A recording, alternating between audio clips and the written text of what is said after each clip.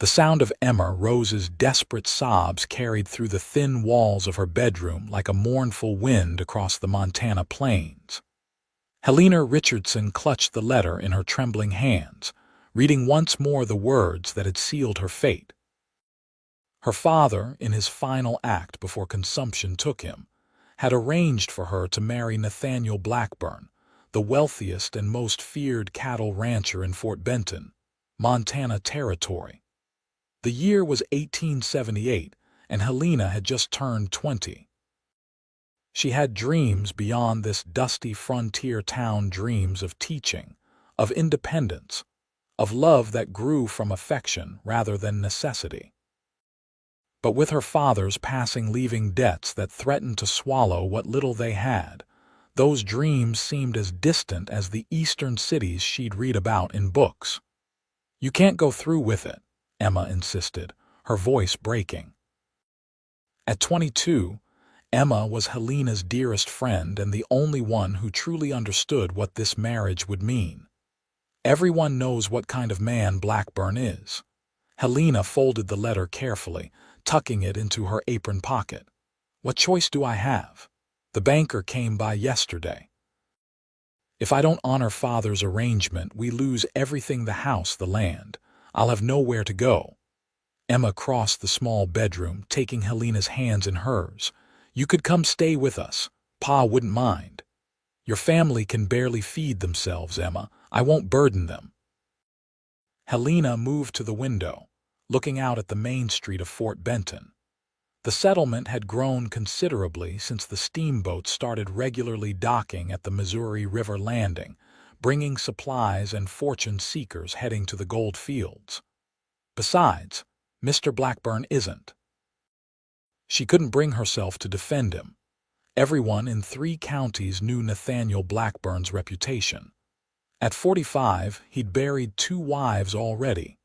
Some whispered they'd died of heartbreak, others of his heavy hand.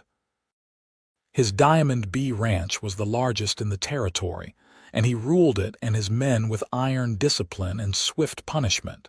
3 weeks, Helena whispered. "That's all I have before the wedding." What neither woman knew was that 10 miles outside town, a man named Adam Norwood was riding hard toward Fort Benton, unaware that his arrival would forever alter the course of their lives. Adam had been gone nearly 2 years. After serving as foreman at the Diamond B Ranch for 3 years, he'd left suddenly following a violent disagreement with Blackburn over the treatment of the ranch hands.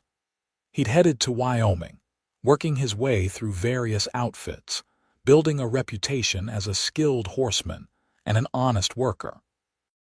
Now, with a decent stake saved up, he was returning to Montana with plans to start his own modest ranch. At 30, Adam had the weathered look of a man who'd spent his life under the open sky. His dark hair curled at the nape of his neck beneath his wide-brimmed hat, and his eyes, a striking shade of green, missed little. The years of hard work had honed his body to lean muscle, evident even beneath the trail dust coating his clothes. As he guided his buckskin gelding down the final stretch of road leading to Fort Benton, he felt a curious mixture of anticipation and dread. This place held memories, some good, some that still woke him in the night, and foremost among the good memories was Helena Richardson. They'd met 3 years earlier at the town's Founders' Day dance. Helena had been 17 then, newly returned from a year at a ladies' school in Denver, her auburn hair gleaming in the lantern light as she'd laughed at something her friend had said. Adam had been struck motionless at the sight of her, gathering his courage for nearly an hour before asking her to dance. That summer remained the sweetest of his life.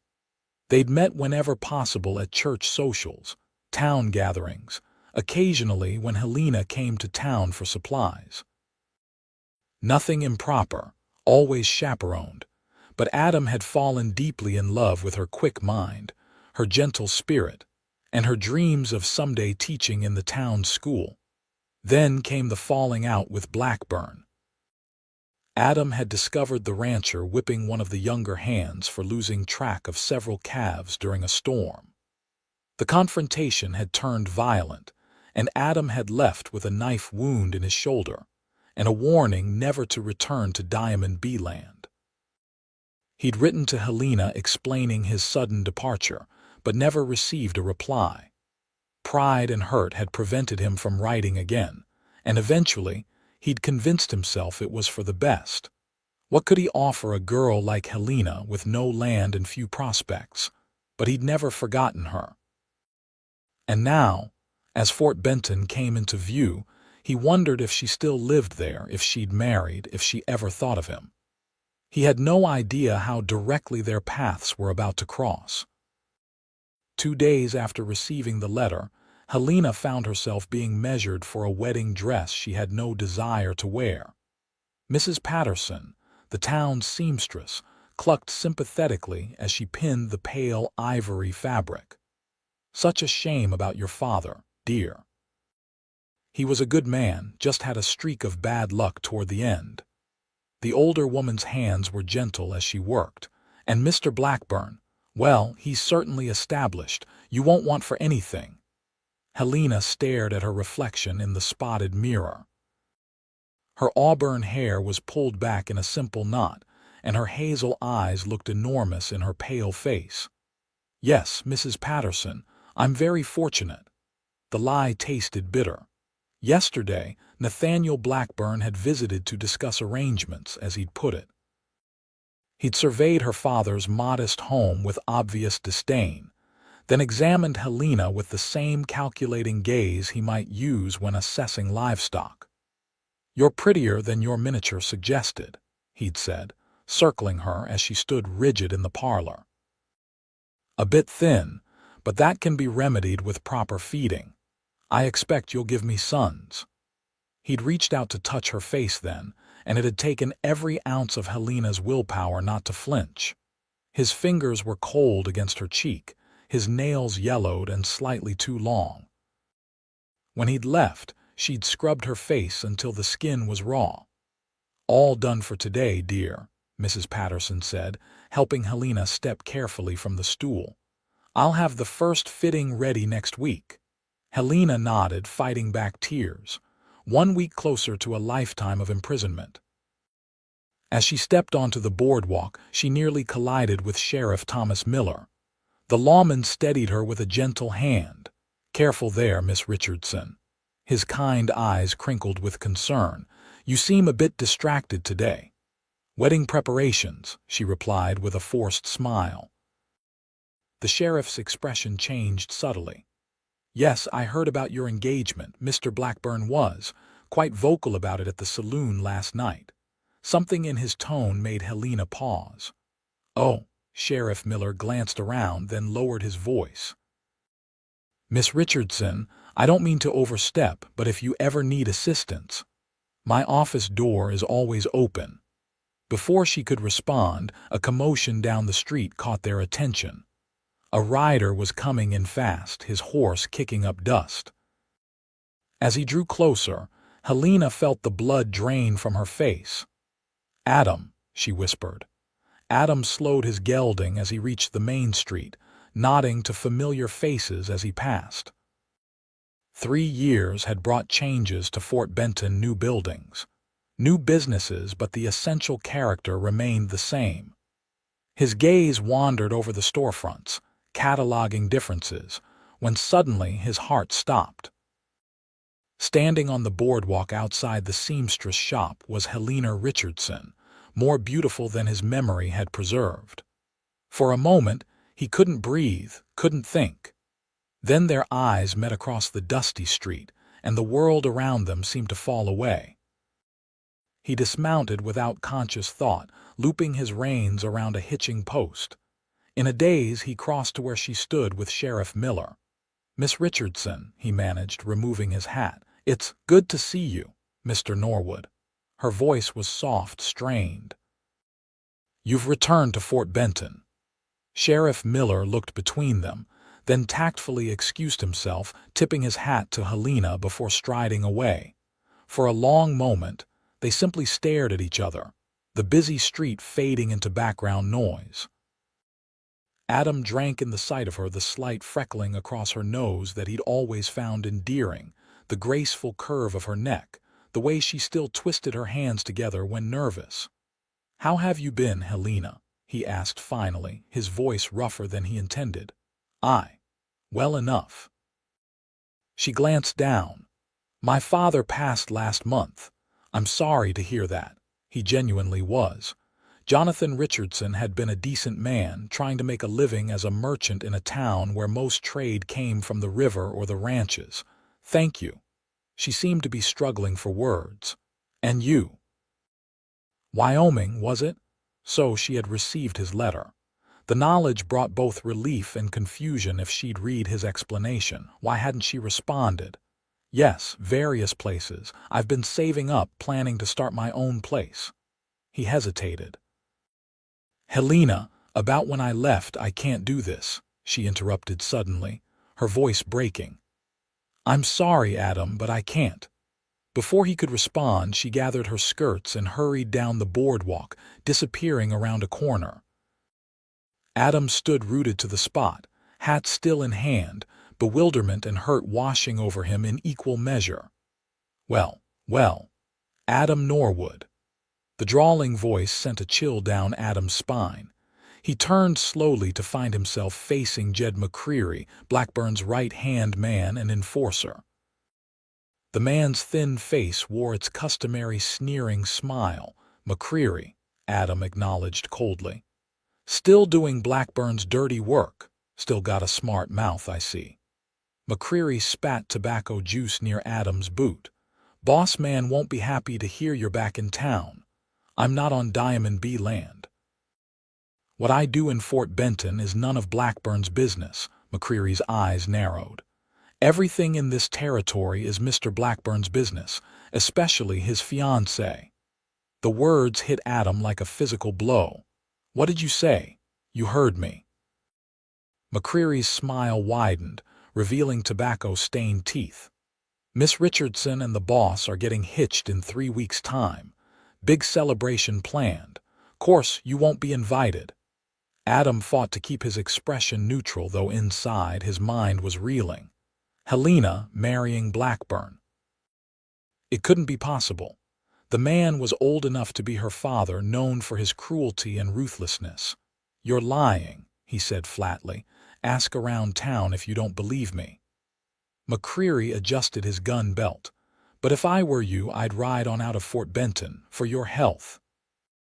With a final smirk, he sauntered away toward the saloon. Adam stood motionless, trying to process this revelation.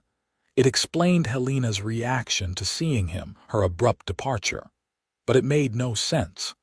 The Helena he'd known would never willingly agree to marry a man like Nathaniel Blackburn. Unless something had changed drastically in the years he'd been gone. He needed answers, and there was only one place he was likely to get them. Replacing his hat, he headed for the Silver Dollar Saloon, where Emma Rose's father tended bar and where, if he was lucky, Emma herself might be helping out this afternoon. Helena ran until her sides ached, ducking between buildings and taking the back paths to avoid being seen.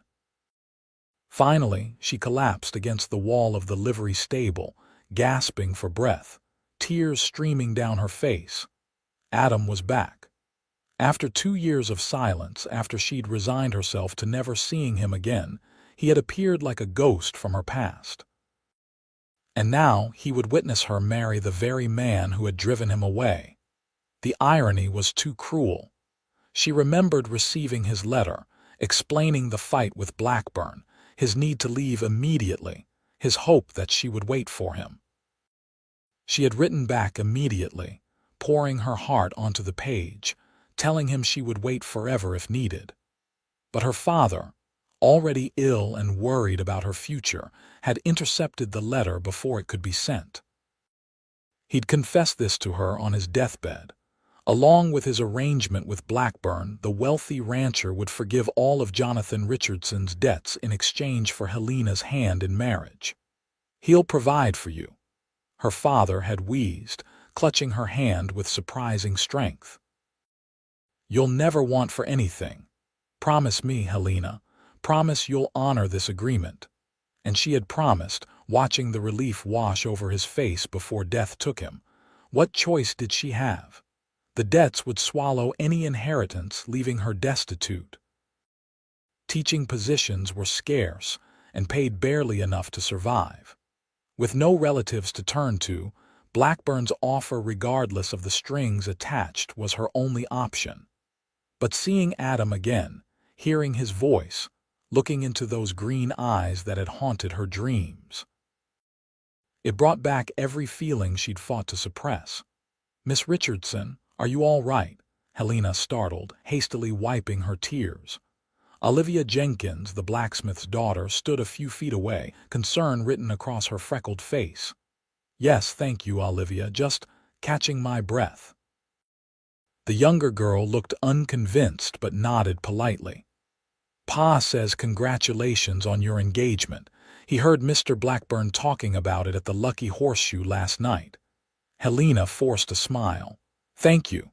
Please give your father my regards." As Olivia continued on her way, Helena straightened her dress and tried to compose herself. She needed to get home, to think clearly about what Adam's return might mean. Not for her future that was decided, but for her heart, which seemed determined to break anew. The silver dollar was relatively quiet when Adam pushed through the batwing doors. A few ranch hands nursed beers in the corner, and two men he didn't recognize were playing a desultory game of cards. Behind the long bar, Howard Rose was polishing glasses, his impressive mustache as bushy as ever. "Well, I'll be." Howard set down the glass with a thunk. "Adam Norwood, thought you'd headed to Wyoming for good." "Hello, Howard."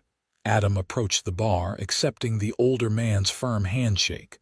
"Thought so too for a while. Is Emma around?" Howard's weathered face creased in a knowing smile. "Heard about Miss Richardson's engagement, did you?" Adam didn't bother denying it. "Is it true?" "Afraid so." Howard reached for a bottle and poured 2 fingers of whiskey, sliding it across to Adam. "Set for 3 weeks from Saturday. Whole town's talking about it." Adam downed the whiskey in one swallow, grateful for the burn. Why would she agree to marry Blackburn, of all people? She knows what he is. Might not have had much choice. Howard leaned forward, lowering his voice. "Jonathan Richardson died owing money to half the businesses in town, plus a sizable loan from Blackburn himself. Word is, the marriage was part of some arrangement." The pieces clicked into place, and Adam felt sick. Helena was sacrificing herself to pay her father's debts. That's barbaric. "That's frontier economics," Howard replied with a shrug. "Emma's out back. She'll be glad to see you've been worried about Helena something fierce." Adam nodded his thanks and made his way through the back door into the small yard behind the saloon. Emma was hanging laundry, humming softly to herself. When she turned and saw him, her eyes widened in surprise, then filled with tears. "Adam Norwood," she whispered, dropping a wet shirt back into the basket. "Lord above, is it really you?" "It's me, Emma." He smiled as she rushed forward to hug him. "You came back." She pulled away, studying his face. "But too late, I'm afraid. So I've heard." He helped her retrieve the dropped shirt. "Tell me what happened, Emma, the whole story." As they hung the remaining laundry, Emma explained everything: Jonathan Richardson's failing business, his hidden debts, his desperate arrangement with Blackburn. How Helena had only learned of it all after her father's death, when Blackburn himself had come calling with the marriage contract in hand. "She's trapped, Adam," Emma concluded, pinning the last sheet to the line.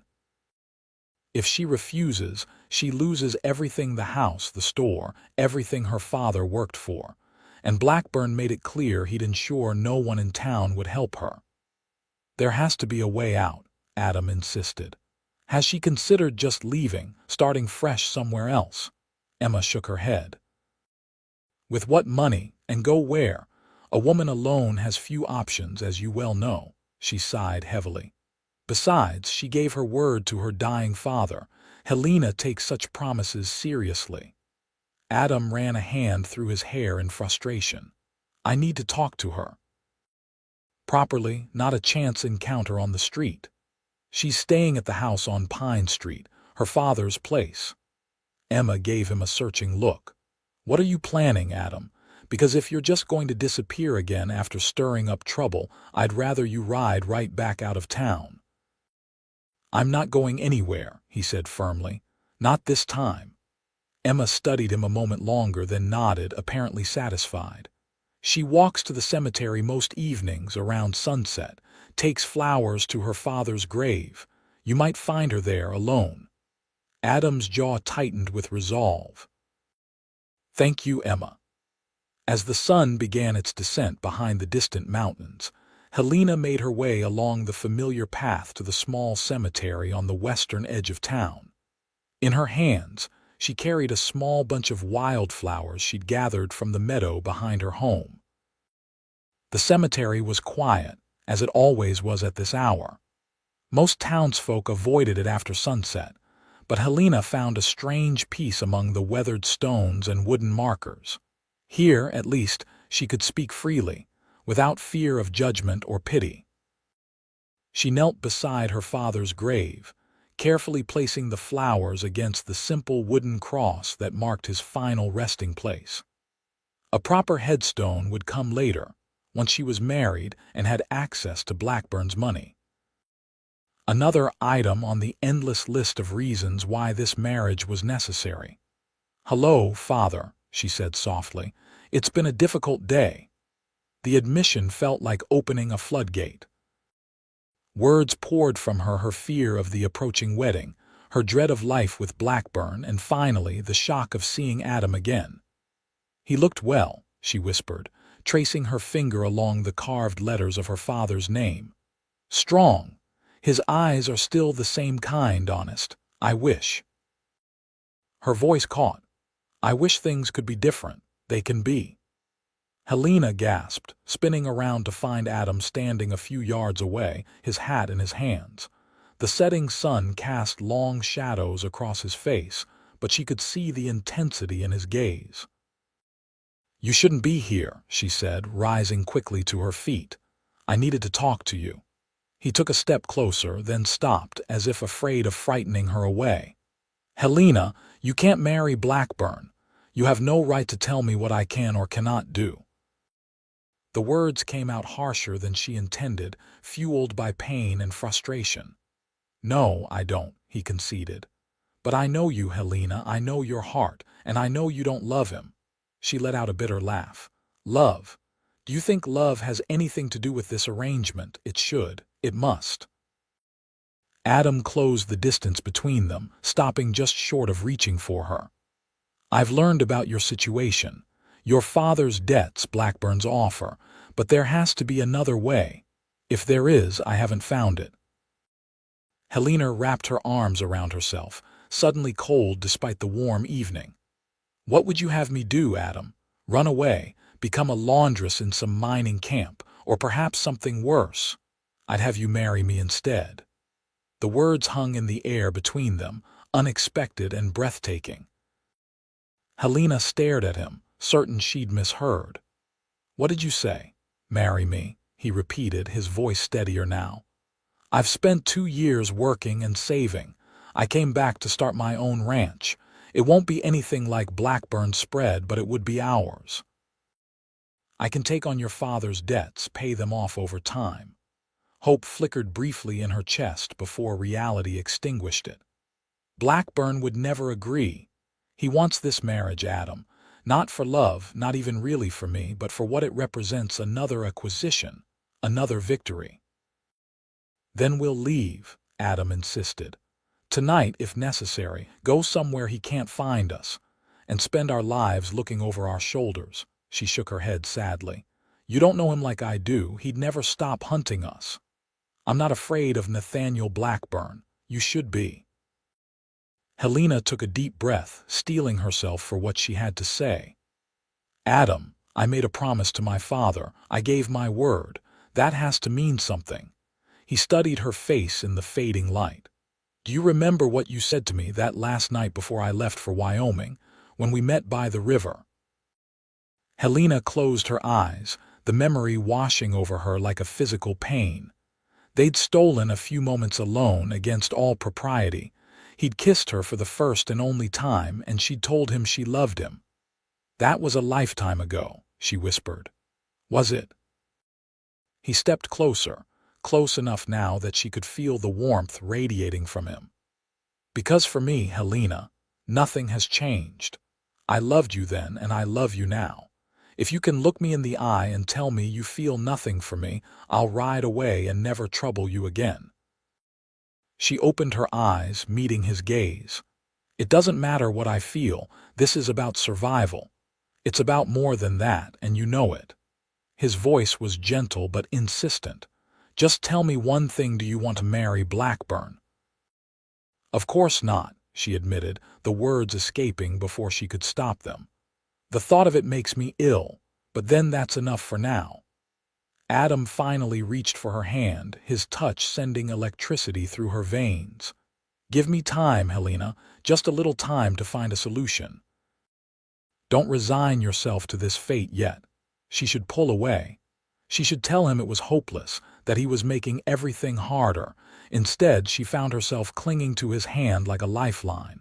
2 weeks, she whispered. That's all we have before the wedding. 2 weeks is a lifetime, he said with quiet confidence. Meet me tomorrow by the old cottonwood tree near the river bend. Noon. We'll talk more then. Before she could respond, he raised her hand to his lips, pressing a kiss against her knuckles that burned straight through to her soul. Then he was gone, disappearing into the gathering darkness, leaving her standing among the gravestones with her heart pounding and dangerous hope blooming in her chest. The following morning, Nathaniel Blackburn rode into Fort Benton with 5 of his men, including Jed McCreary. Their arrival caused the usual stir, women hurrying children indoors, men stepping aside on the boardwalk, shopkeepers suddenly becoming attentive. At 55, Blackburn cut an imposing figure astride his massive black stallion, his silver-streaked dark hair and meticulously trimmed beard giving him a distinguished appearance that belied the coldness in his eyes. He dismounted outside the general store, handing his reins to one of his men. 2 hours, boys, then we ride back to the ranch. Inside, he found Mr. Gibbs, the store owner, helping Mrs. Miller select fabric. Upon seeing Blackburn, Gibbs practically leapt to attention. Mr. Blackburn, sir, what an unexpected pleasure. How may I help you today? I'm looking for my fiancée. Blackburn's voice was deep and cultured, at odds with his reputation for brutality. I understand she was in town yesterday. Miss Richardson? Yes, sir, she had a fitting with Mrs. Patterson. Gibbs gestured vaguely toward the door. I believe she returned home afterward. Blackburn nodded absently, his gaze sweeping around the store as if taking inventory. I'll be requiring several items for the wedding celebration. My housekeeper will send a list next week. I expect preferential pricing given the size of the order. Of course, Gibbs assured him, bobbing his head nervously. Anything for you and your bride. A cold smile touched Blackburn's lips. Indeed. He turned to leave, then paused. One more thing. I understand Adam Norwood has returned to Fort Benton. The temperature in the store seemed to drop several degrees. Mrs. Miller hurriedly gathered her selections and scurried to the counter to pay. Yes, sir. He arrived yesterday, Gibbs confirmed, sweat beading on his forehead. Interesting timing. Blackburn's voice was deceptively casual. Should he come in, you might mention that Diamond B. Hands will be patronizing establishments that prioritize their employers' interests. Am I clear? Crystal clear, Mr. Blackburn. With a satisfied nod, Blackburn strode out of the store, leaving behind a palpable sense of relief. Outside, he gestured to McCreary, Find out where Norwood is staying. I want to know his every move." McCreary grinned. "Already on it, boss. He took a room at the River Hotel last night, been asking questions about Miss Richardson all over town." Blackburn's expression darkened. "Has he now? Want me to have a word with him? Remind him of your previous discussion?" "Not yet." Blackburn mounted his stallion with practiced ease. "I think I'll pay a visit to my future wife first. Ensure she understands the importance of loyalty." 15 minutes later, Blackburn rode up to the Richardson home, a modest 2-story clapboard house near the edge of town. Helena, who had been in the kitchen preparing a simple lunch, heard the horses and felt her stomach twist with dread. She had hoped to avoid seeing Blackburn until their weekly courtship dinner, scheduled for the following evening. Taking a deep breath, she smoothed her apron and went to the door. Blackburn was already on the porch, his imposing figure filling the doorway. Behind him, McCreary and another ranch hand remained mounted, watching the house. "Nathaniel," she said, forcing a polite smile. "What a surprise, Helena." He stepped forward without waiting for an invitation, backing her into the entryway. "You look well." "Thank you. I wasn't expecting you today." A man doesn't need an appointment to visit his fiancée. He removed his hat, revealing hair still thick despite the silver threading through it. "I heard you were in town yesterday for your wedding dress fitting." Helena nodded, leading him reluctantly into the small parlor. "Yes, with Mrs. Patterson. Everything is proceeding as planned." "Excellent." He seated himself in what had been her father's chair, appraising her with those cold eyes. "I've been making arrangements at the ranch. The West Wing will be redecorated for your comfort. New furniture is being shipped from St. Louis." "That's very generous," she said mechanically. "I take care of what's mine." The possessive note in his voice made her skin crawl. "Which brings me to another matter. I understand Adam Norwood has returned to Fort Benton." Helena's heart stuttered, but she kept her expression carefully neutral. "Yes, I believe I saw him in town yesterday." "Did you speak with him?" "Briefly," she admitted, knowing that lying would be dangerous. "He was surprised to hear of our engagement." Blackburn leaned forward, his gaze intensifying. "Adam Norwood is a troublemaker who defied my authority and nearly killed one of my men. I understood it was a disagreement about the treatment of a ranch hand," Helena said before she could stop herself. His eyes narrowed dangerously. "You seem remarkably well informed about a matter that doesn't concern you. Fort Benton is a small town. People talk." She clasped her hands together to hide their trembling. "In any case, it was a brief civil encounter, nothing more." Blackburn studied her for a long moment, then seemed to accept her explanation. "I expect you to avoid him entirely from now on. Is that understood?" "Yes," she whispered. "Good." He rose abruptly. "I've brought something for you." From his coat pocket, he withdrew a small velvet box. Opening it, he revealed a heavy gold ring set with a large diamond surrounded by smaller rubies. It was ostentatious, clearly expensive, and utterly not to Helena's taste. "It's beautiful," she managed. "It belonged to my mother." He removed it from the box and reached for her left hand. The touch of his fingers made her want to recoil, but she forced herself to remain still as he slid the ring onto her finger. It was slightly too large, sliding loosely. "We'll have it sized properly before the ceremony," he said, squeezing her hand with uncomfortable pressure. "Consider it a reminder of our arrangement and of what's at stake should you reconsider." The threat was unmistakable. Helena swallowed hard. "I gave my word, Nathaniel, to my father and to you. See that you honor it." He released her hand and replaced his hat. "I'll expect you for dinner tomorrow evening. My driver will collect you at 6. After he left, Helena sank onto the settee, staring at the gaudy ring that now adorned her finger. It felt like a shackle, heavy and confining. With trembling fingers, she removed it and placed it back in its box, trying to calm the panic rising in her chest. She glanced at the small clock on the mantel. Nearly noon. She was supposed to meet Adam by the river. After Blackburn's visit, she knew she should cancel, send word that their meeting was too dangerous. But the thought of seeing Adam again, of feeling for even a moment like she had choices, was too tempting to resist. Quickly changing into a simple blue dress and pinning up her hair, Helena slipped out the back door and took the path that led through the cottonwoods toward the river. Adam had arrived at the meeting place early, too restless to stay away. The massive cottonwood tree had been their special spot during that brief summer of courtship, its branches providing shade and privacy from prying eyes. The river burbled peacefully beside it, and in the distance, the mountains stood purple against the blue sky. He'd spent a sleepless night formulating plans, each more desperate than the last. The truth was, Blackburn held all the cards: money, power, influence. In a frontier town like Fort Benton, those things mattered more than justice or love. But Adam had one advantage: he understood Blackburn's operation from the inside.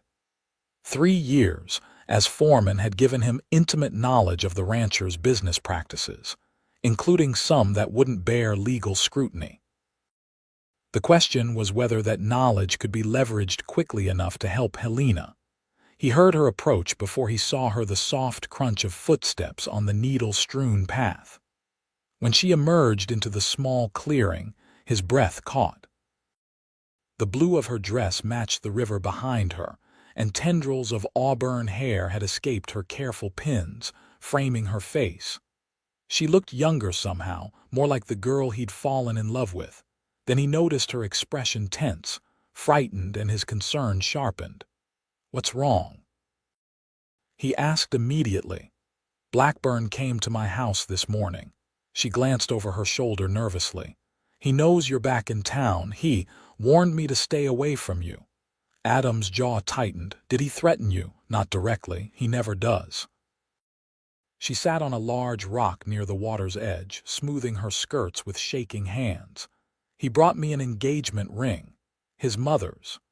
The casual possessiveness of the gesture enraged Adam, but he forced himself to remain calm.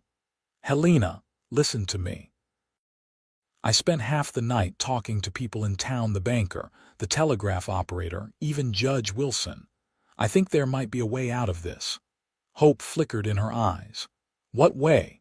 "Blackburn's hold over you is financial: your father's debts. But what if those debts could be paid another way?" "Adam, I've been through every possibility. There's simply not enough money." "Not from a single source, no." Adam sat beside her, careful to maintain a proper distance despite his desire to pull her into his arms. "But what if the town came together? A collective effort to clear the debt?" Helena shook her head sadly. "No one would stand against Blackburn. You know that. People might surprise you. There's no love for him in Fort Benton, only fear. And fear can be overcome with the right motivation." "What motivation could possibly be strong enough?" Adam took a deep breath. "Information that could destroy him." He proceeded to explain what he'd discovered during his time at Diamond B: evidence of cattle rustling, of intimidation of smaller ranchers, of bribes paid to territorial officials. He'd kept detailed records, hidden away before his departure. With that kind of evidence, Judge Wilson could bring charges. At the very least, it would distract Blackburn long enough for us to make other arrangements.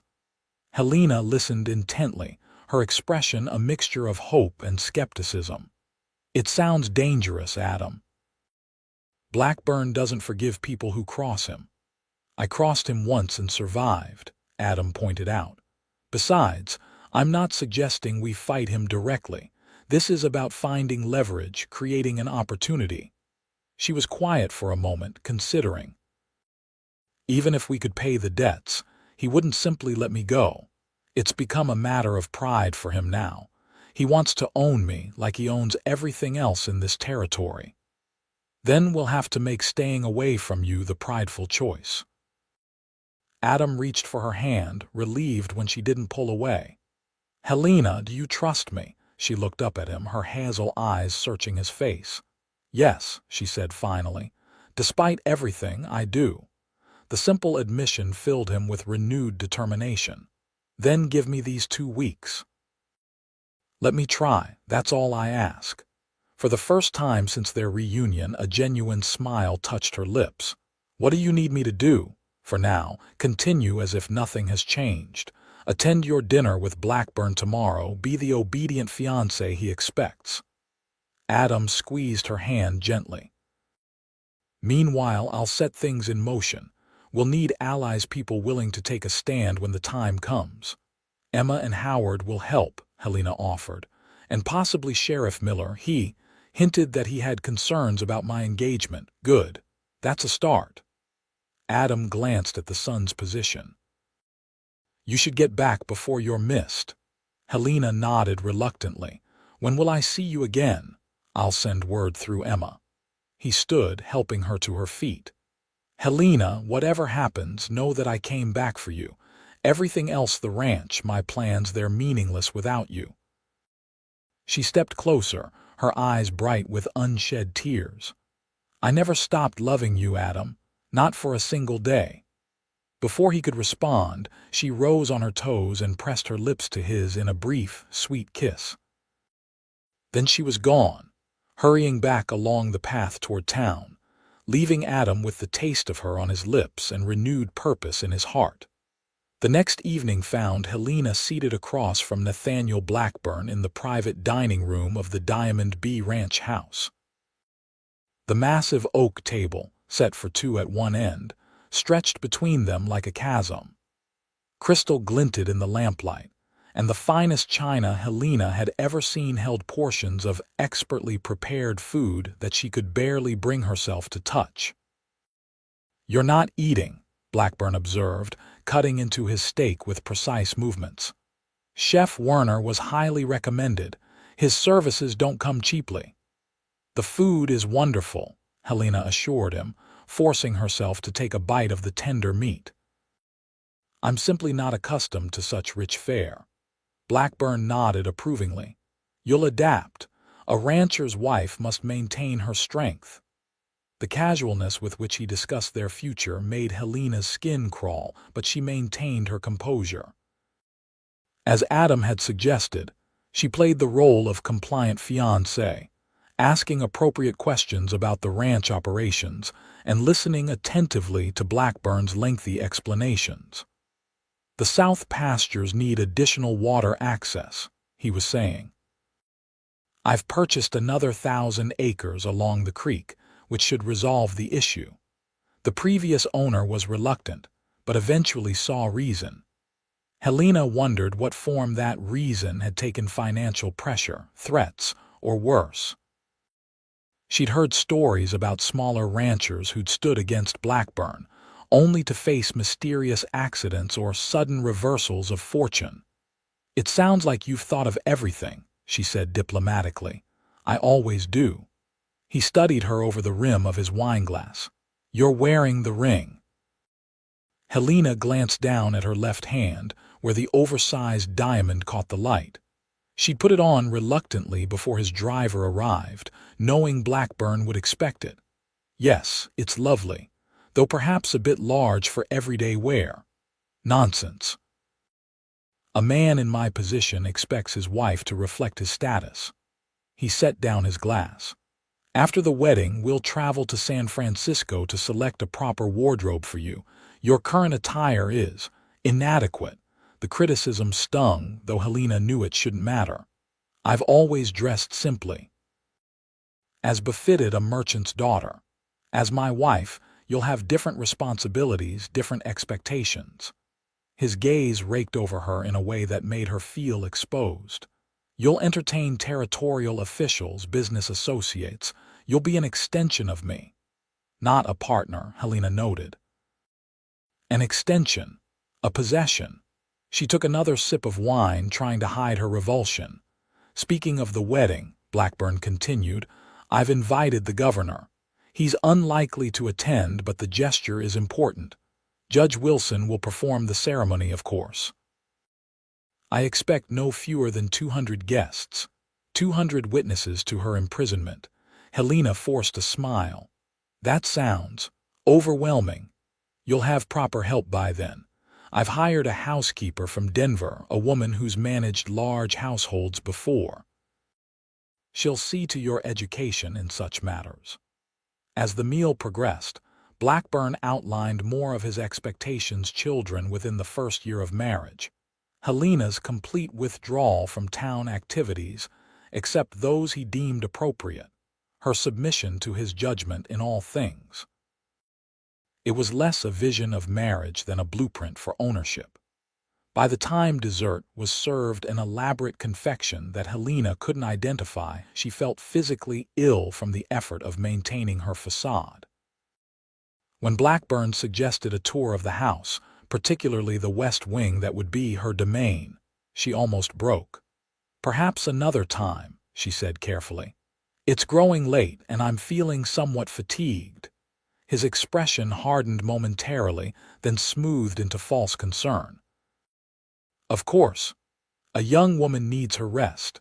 We have a lifetime for such tours. The reminder of that lifetime nearly undid her, but Helena held herself together until she was safely in Blackburn's carriage, heading back to town.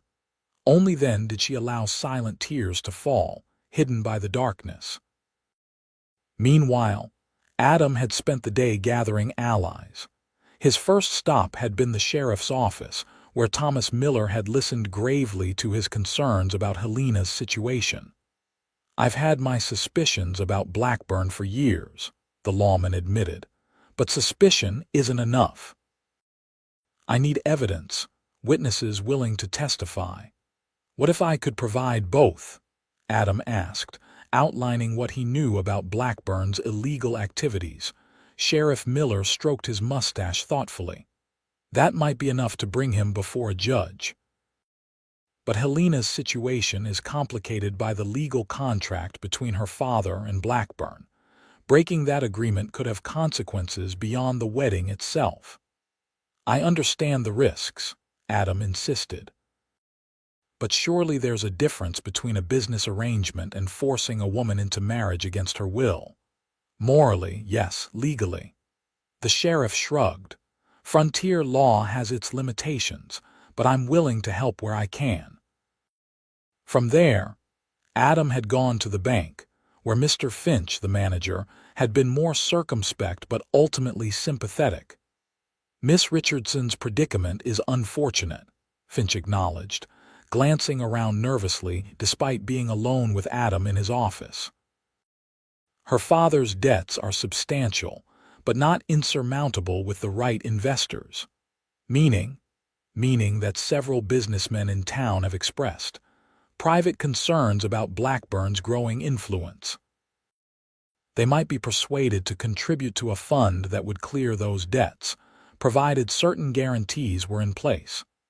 It was exactly what Adam had hoped to hear. What sort of guarantees? Assurance that Blackburn would face legal consequences for his more questionable activities. And perhaps, Finch added delicately, that future business opportunities would favor those who assisted in this matter. By the end of the day, Adam had secured tentative support from several key figures in Fort Benton, all contingent on producing evidence against Blackburn strong enough to withstand legal scrutiny. The pieces were falling into place, but time was running short. The wedding was now less than 2 weeks away.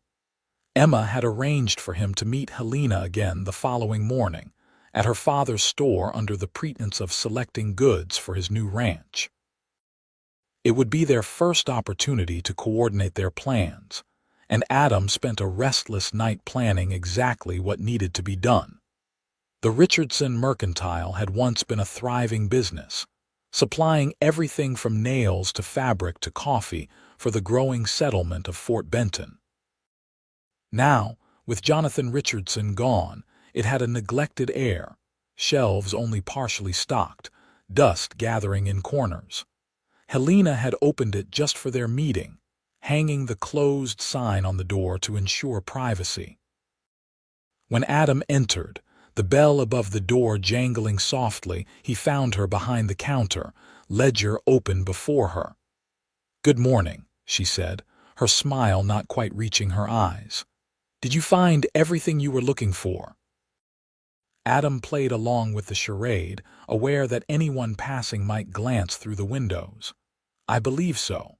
I'll need supplies for the new place, tools, seed, basic provisions. Of course. Let me make a list." She gestured for him to approach the counter, lowering her voice. "How did yesterday go?" "Better than expected," he replied quietly. "I've secured tentative support from Sheriff Miller and Mr. Finch at the bank. There are others willing to help, provided we can produce evidence against Blackburn." Hope flickered in her eyes. "What sort of evidence?" "Records I kept during my time as foreman. Detailed accounts of cattle rustling operations, bribes paid to territorial officials, threats made against smaller ranchers." Adam glanced toward the door, ensuring they remained alone. "I hid them before I left, knowing they might someday be useful." "Where?" "A cave in the foothills of the Diamond Betekes North Range. It's on Blackburn land, but few know of its existence." Helena's expression grew alarmed. "You can't go back there. His men would shoot you on sight." "I don't plan to go alone."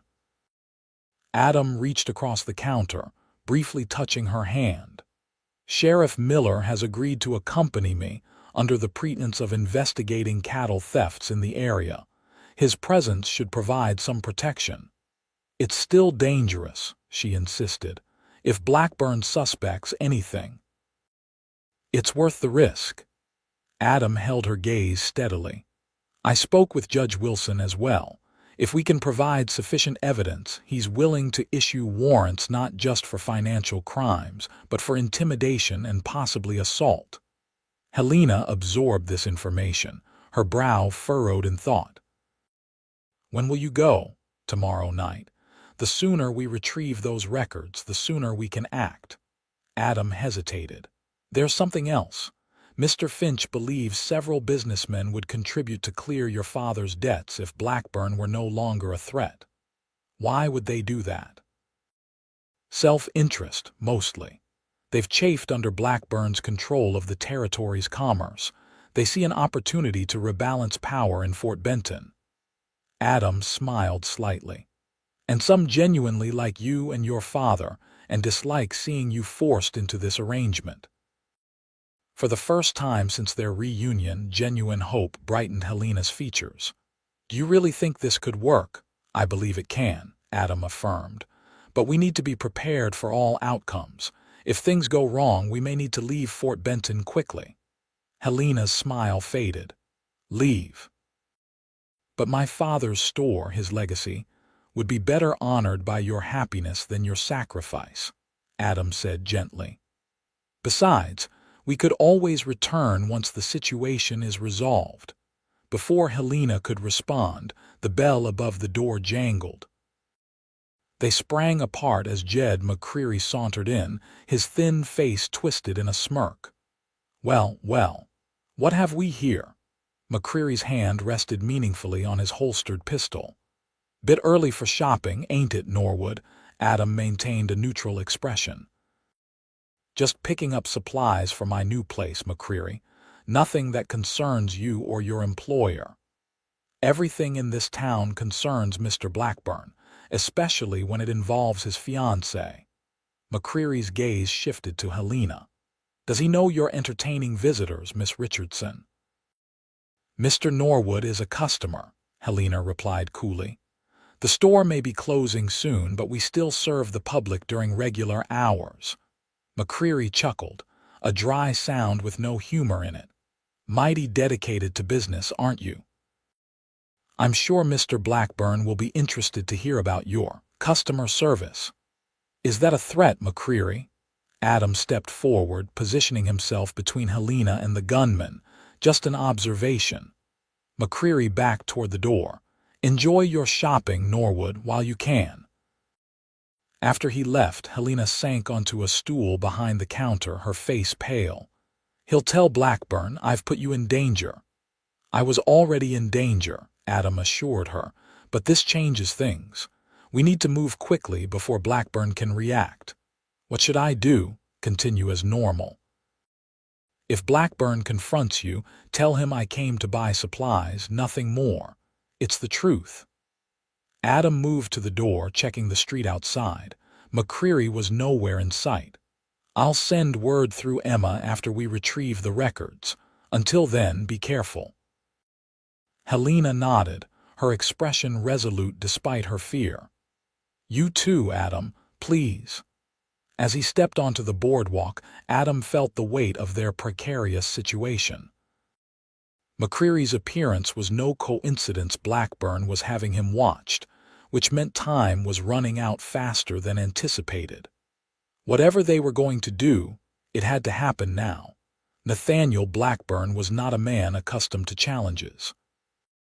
For 20 years, he had systematically built his cattle empire through a combination of business acumen, strategic intimidation, and occasional violence. Those who opposed him either came to regret it or disappeared entirely. So when Jed McCreary informed him that Adam Norwood had been seen alone with Helena at the Mercantile, his reaction was cold, calculated fury. "You're certain they were alone?" Blackburn asked, examining a ledger at his massive desk. "Yes, boss." Store was closed to regular customers, but she let him right in. "They seemed mighty familiar, if you ask me." Blackburn closed the ledger with deliberate calm. "And their explanation claimed he was buying supplies for his new place, but they jumped apart like scared rabbits when I walked in." A dangerous smile curved Blackburn's lips. "Did they indeed?" He rose from his desk and moved to the window overlooking the ranch yard, where men bustled about their morning duties. Diamond B employed over 30 hands, most of them loyal through fear if not respect. It was the largest cattle operation in the territory, a fact that gave Blackburn considerable power in local affairs. Helena Richardson represented more than a young, attractive wife to bear his heirs. Her father's store occupied prime commercial property in Fort Benton, property Blackburn had coveted for years. The marriage would give him control of the last significant business in town that he didn't already influence. More importantly, it would demonstrate once again that nothing he wanted was beyond his reach. Adam Norwood's return threatened that demonstration. The younger man had always been trouble, too moral, too well liked by the hands, too unwilling to implement Blackburn's harsher methods. His departure 2 years earlier should have been the end of it. Instead, he'd returned at the worst possible moment, stirring up old emotions in Helena that could complicate Blackburn's carefully arranged plans.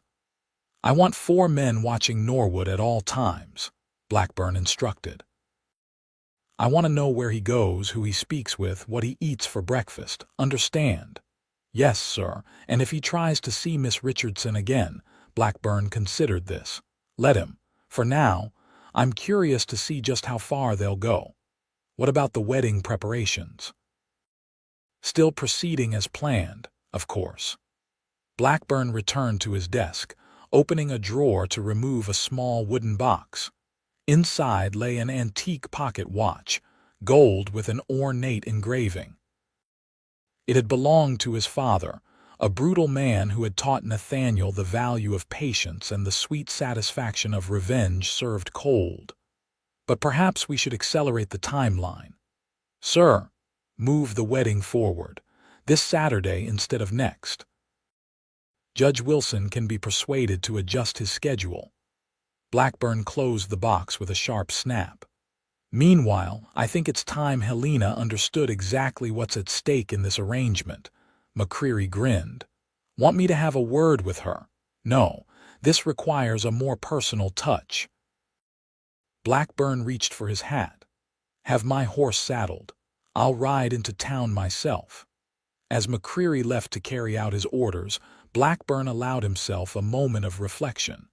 Helena was proving more troublesome than anticipated, but that would change once she bore his name. He would break her spirit as he had broken so many others gradually, methodically, until she was as malleable as the cattle that bore his brand.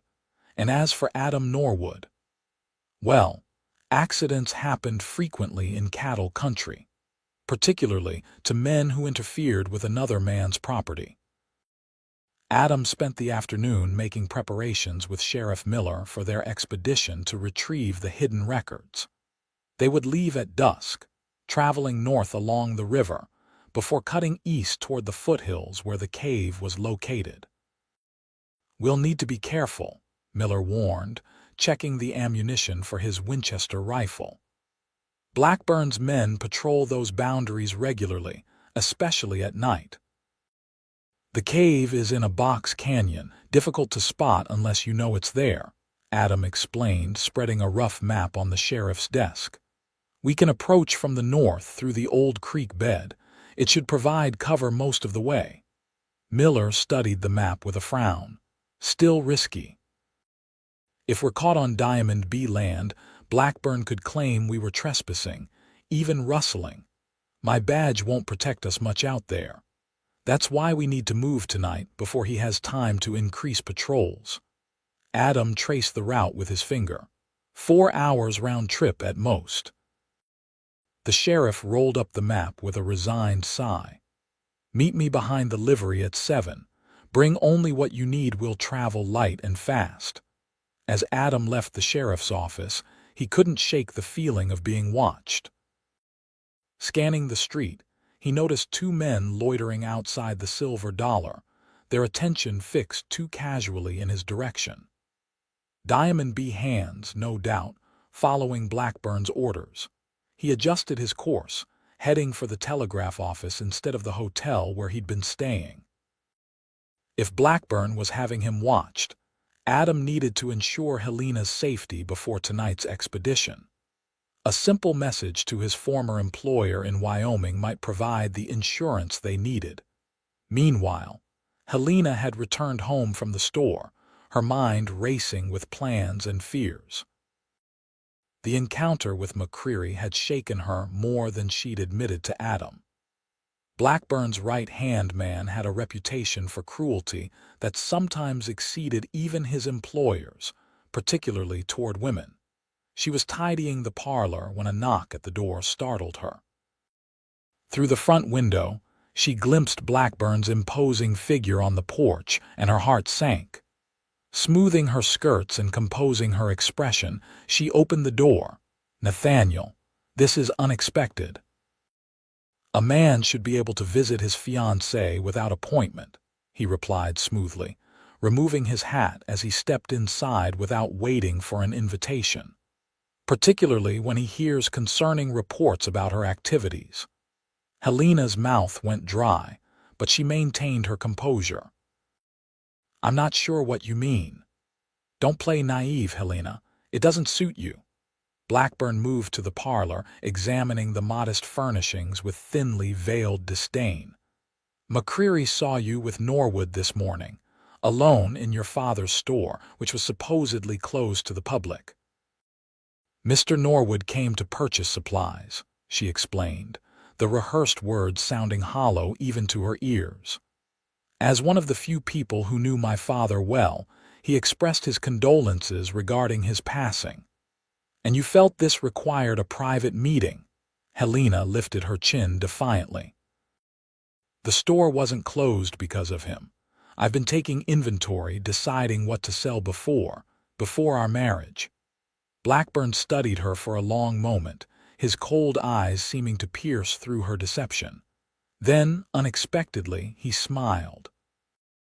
"I've decided to change our wedding plans," he announced casually.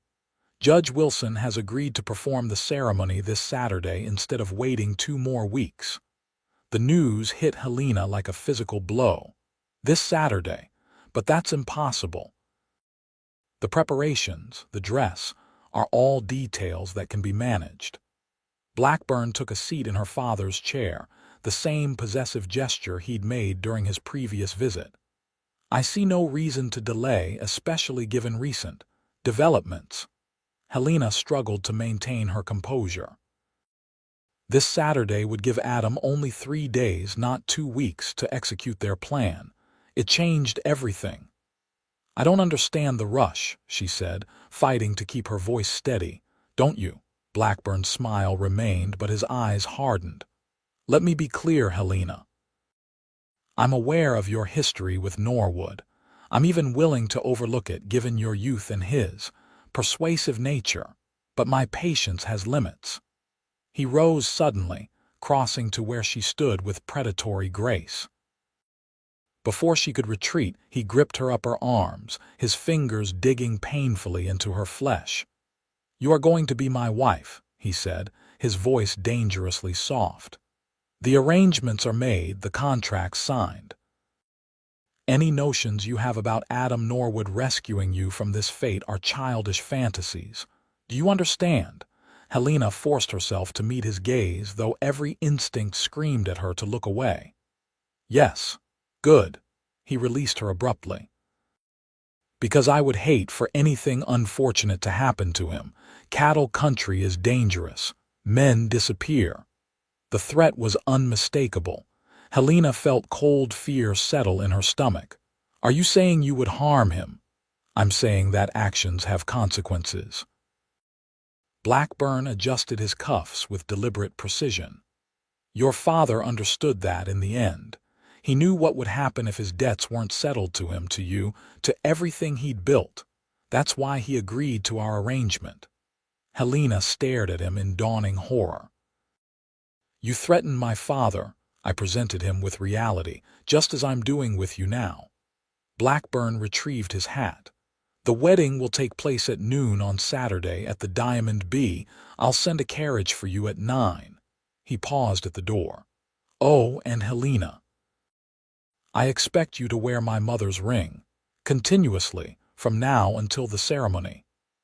After he left, Helena sank onto the settee, her mind reeling.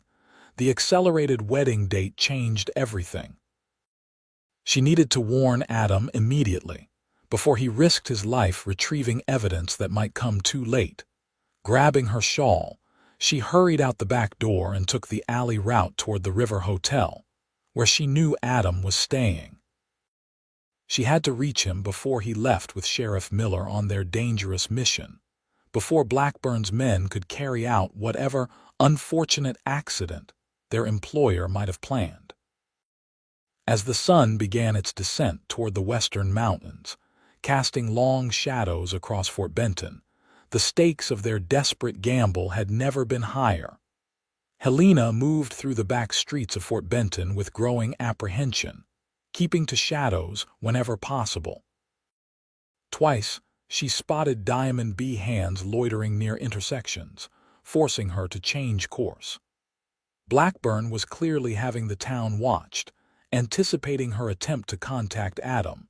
By the time she reached the River Hotel, the sun was sinking rapidly. Inside the small lobby, the clerk looked up with surprise as she entered, flushed and slightly breathless. "Miss Richardson, this is unexpected." "I need to speak with Mr. Norwood urgently," she said, glancing nervously toward the street door. "Is he in his room?" The clerk's expression turned apologetic. "I'm afraid Mr. Norwood checked out an hour ago, miss. Said he had business outside town tonight." Helena's heart sank. "Did he say where he was going? It's truly important that I reach him." "No, madam. Just settled his bill and left." The clerk hesitated, then leaned forward conspiratorially. "Though between us, I saw him heading toward the livery with Sheriff Miller not long after." The livery. They must be preparing for their expedition to Diamond B land. Helena thanked the clerk and hurried back outside, now heading for the stables at the edge of town. If she could catch them before they left, perhaps she could convince Adam to delay the dangerous mission until they had a new plan. Meanwhile, Adam and Sheriff Miller were saddling their horses in the back section of the livery, out of sight from the street. Both men had dressed in dark clothing, with no badges or other identifying marks that might give them away in the darkness. 2 hours to the cave, maybe less if we push hard, Adam explained, checking the cinch on his saddle. Another hour to locate and retrieve the records, then 2 hours back. We should return well before dawn. Miller nodded grimly, securing his rifle in its scabbard. And if we encounter Blackburn's men? We're investigating reports of rustling along the north boundary. It's plausible enough, especially with your badge if it comes to that. The sheriff didn't look convinced. Blackburn's no fool, Norwood. If he suspects what we're after, it's a risk we have to take, Adam interrupted.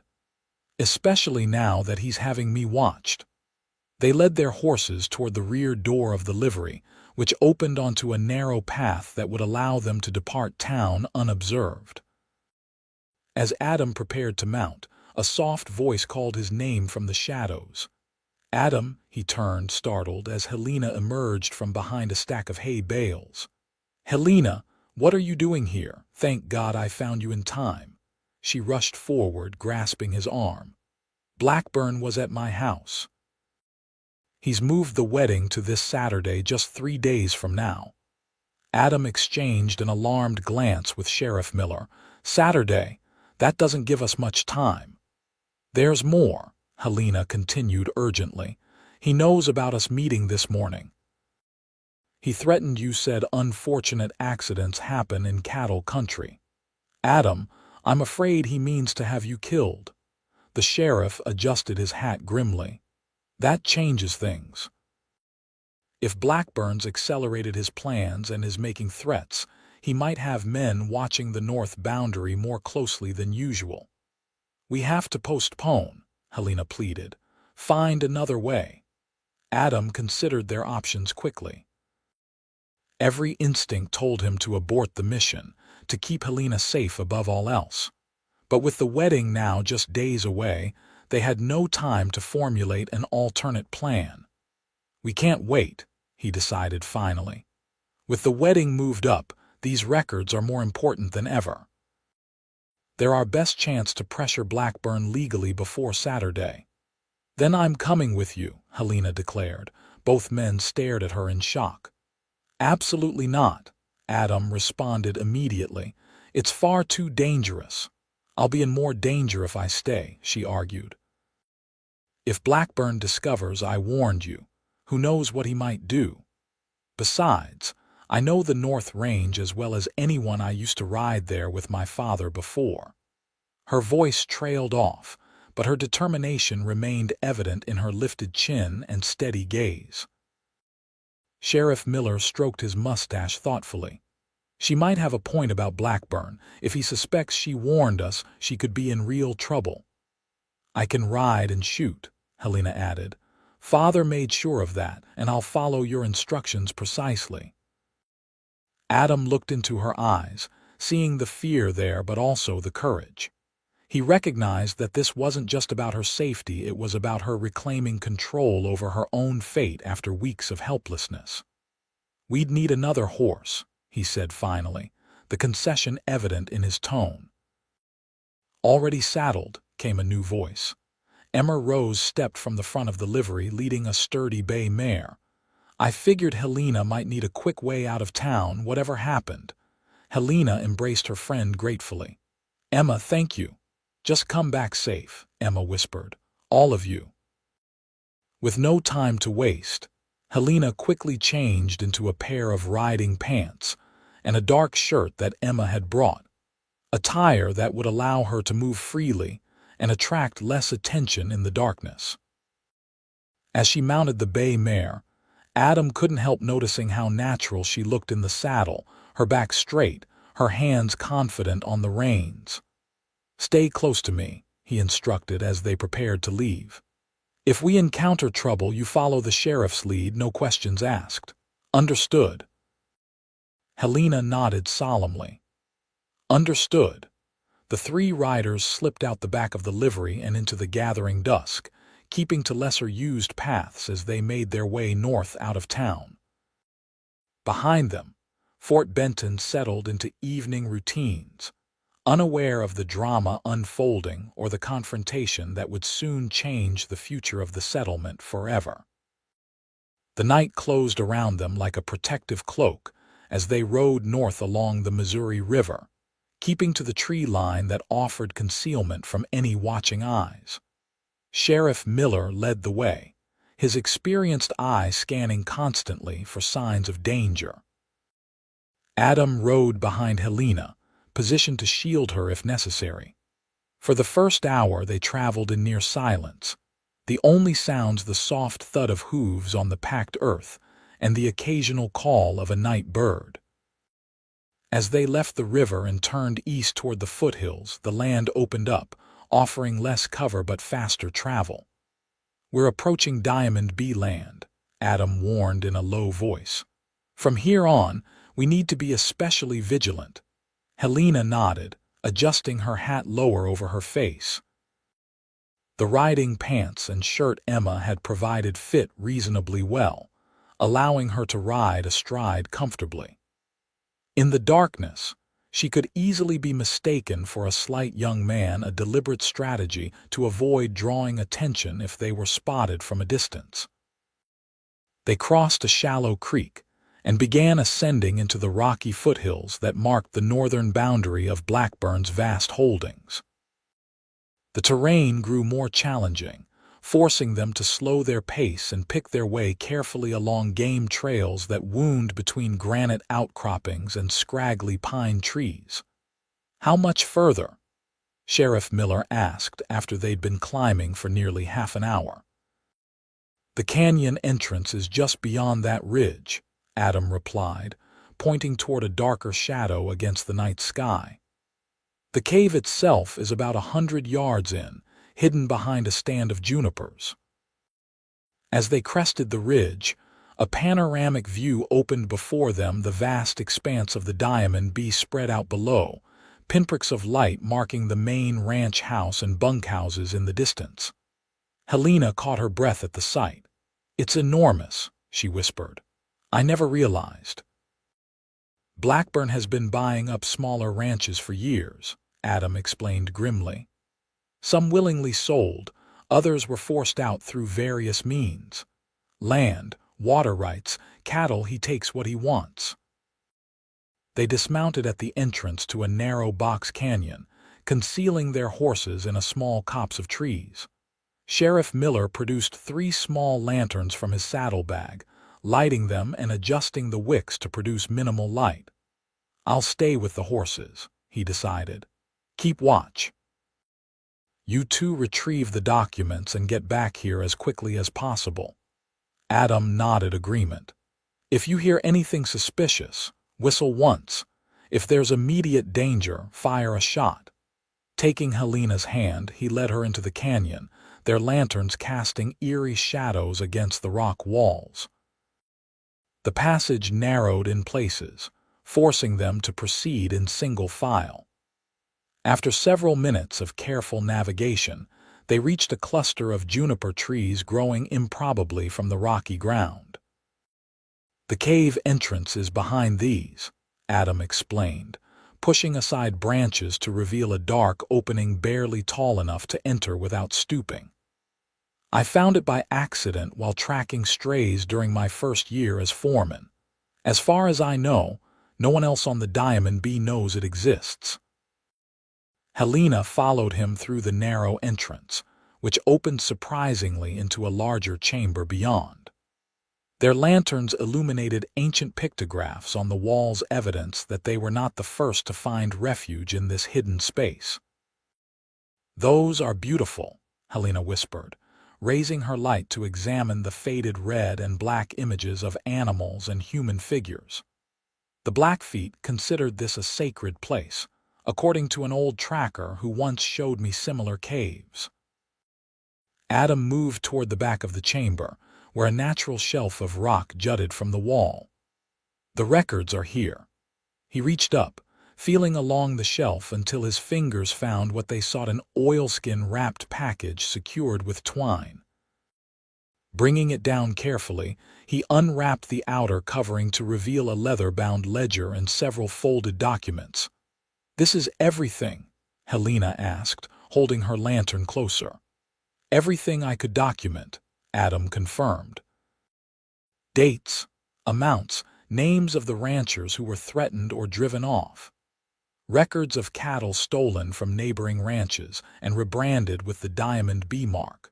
Notes about bribes paid to territorial officials to look the other way.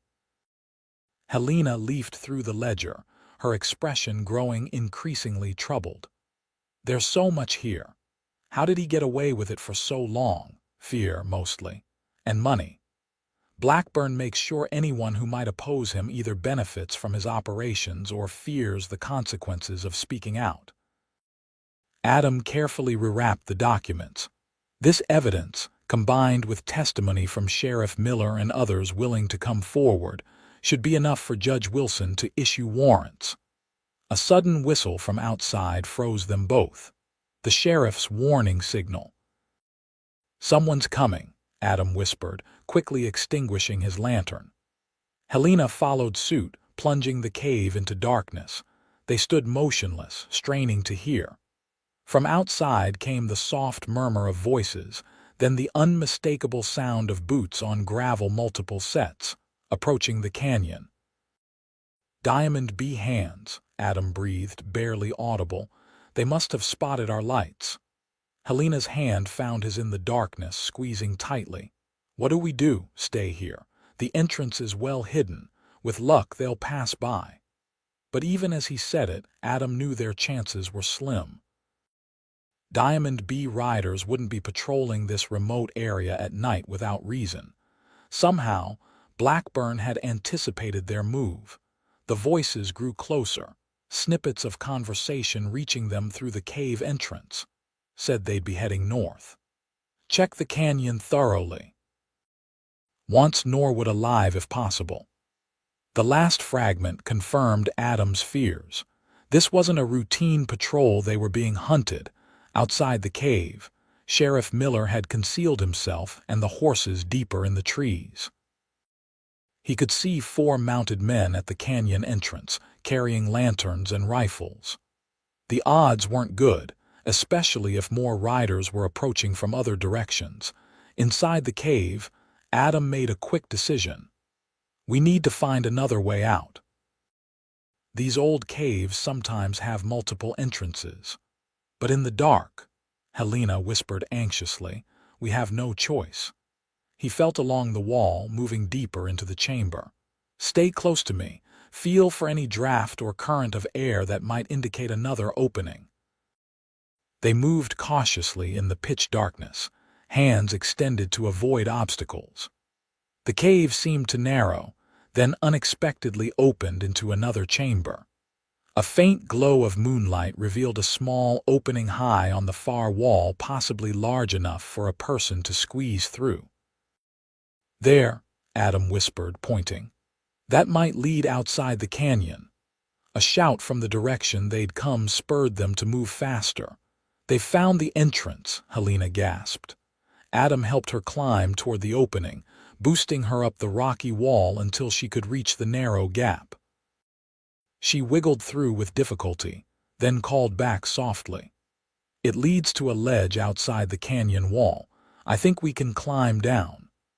Adam passed her the precious package of documents, then followed, barely managing to fit his broader shoulders through the tight space. They emerged onto a narrow ledge about 15 feet above the ground, with a steep but manageable slope below. In the moonlight, they could see riders moving through the canyon they'd just left, lanterns bobbing as they searched. So far, they hadn't discovered the hidden cave entrance, but it was only a matter of time. "We need to get back to the sheriff," Adam whispered. "Then make for Fort Benton as fast as possible." They descended the slope carefully, using small trees and rocks for handholds. Once on level ground, Adam oriented himself by the stars, identifying the direction they needed to travel to circle around and rejoin Sheriff Miller. A rifle shot cracked through the night air, followed by shouting from within the canyon. Whether the sheriff had fired in warning or been discovered, they couldn't tell, but either way, their situation had become drastically more dangerous. "Run," Adam urged, grasping Helena's hand. "Stay low and head for those trees." They sprinted across the open ground, Helena clutching the document package to her chest. Behind them, more shouts indicated their escape had been discovered. Another shot rang out, the bullet whining past them to strike a tree trunk ahead. They reached the tree line just as riders emerged from the canyon, lanterns held high as they scanned the surrounding area. Adam pulled Helena deeper into the cover, moving as quickly as they dared while trying to minimize noise. "We need to get to the horses," Helena gasped, her breath coming in short bursts. "The sheriff will have moved them by now," Adam replied. "Standard procedure when outnumbered, retreat to a defensible position." They continued through the trees, paralleling the canyon but staying within cover.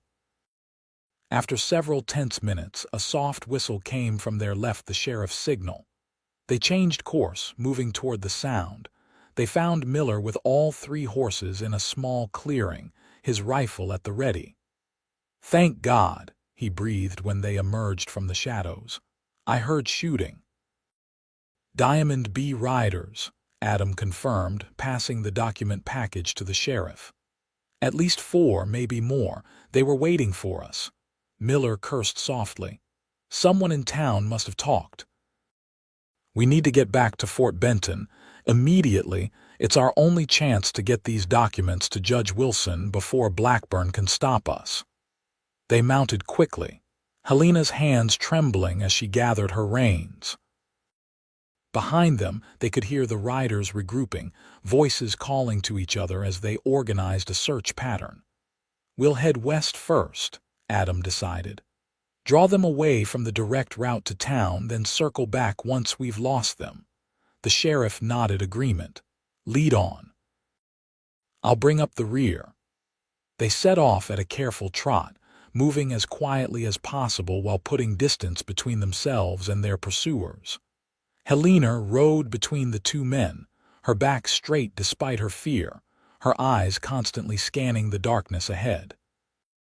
For nearly an hour, they followed Adam's circuitous route, doubling back in places, crossing streams to mask their trail, always alert for signs of pursuit.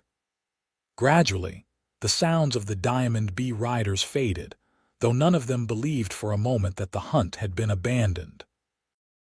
As they approached more open country, preparing to make their final run toward Fort Benton, a figure on horseback suddenly materialized from a stand of cottonwoods directly in their path. "Evening, folks," drawled a familiar voice as Jed McCreary leveled a shotgun at them. "Out for a midnight ride, are we?" Sheriff Miller immediately raised his rifle, creating a standoff. "Lower your weapon, McCreary. I'm on official business." "Official business trespassing on Diamond B land in the middle of the night." McCreary's thin smile was visible in the moonlight. "Mr. Blackburn will be mighty interested to hear that, especially when he sees who's keeping you company." His gaze shifted to Helena, recognition dawning despite her disguise. "Well, well, Miss Richardson, fancy meeting you here so far from town and in such inappropriate attire." "We're leaving, McCreary," Adam stated firmly.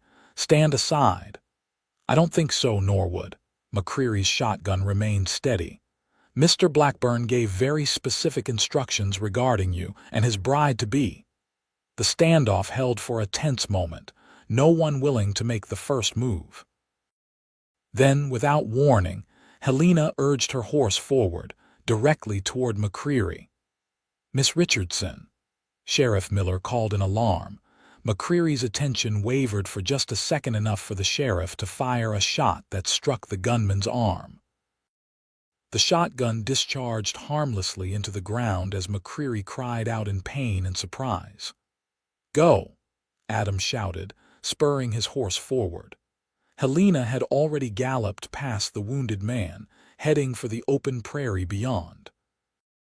Sheriff Miller followed closely, keeping his rifle trained on McCreary, who clutched his bleeding arm and cursed violently. The three riders broke from the trees onto the moonlit plain, pushing their mounts to a full gallop. Behind them, McCreary's shouts would soon bring the other Diamond B hands, but for now they had a clear path to Fort Benton. "We need to split up," the sheriff called as they rode. "They'll expect us to stay together." Adam nodded grimly.